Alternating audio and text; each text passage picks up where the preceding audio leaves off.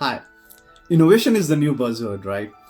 And as an operations or supply chain leader, you have been probably asked by your leadership to create quote unquote innovation opportunities within operations and supply chain.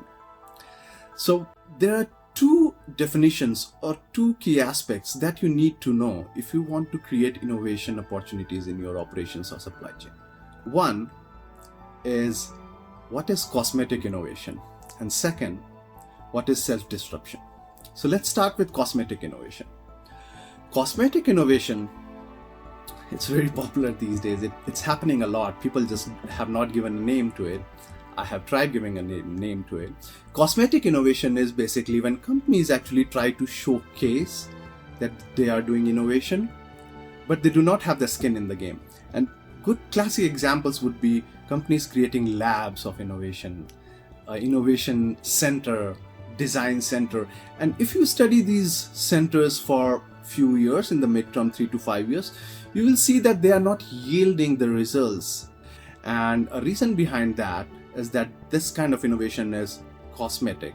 It's basically to showcase the stakeholders, to the press, to the world that we are working on innovation, but they do not actually have the skin in the game. If you are planning to stay long term, if you really want to generate a culture of innovation, you have to avoid this cosmetic innovation approach, right? That brings me to the second aspect of self-disruption. So how does innovation actually happen? Innovation happens when you think about your operations from a very honest, clean slate perspective. And the best way to think about it is, like I mentioned, be very honest and with a clear mind, just try to understand if your company or the specific entire department that you are working in. Actually, it always starts with the company, but let's focus this on supply chain and operations. If your entire supply chain and operations was a clean slate, based on where you see some of the best-in-class disruptors in your industry, what those systems and processes in your supply chain should have looked like, right? And that is the future state that you want to achieve.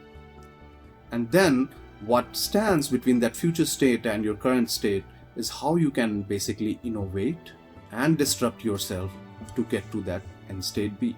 So remember these two things: avoid cosmetic innovation and go for self-disruption, and you will be actually able to innovate.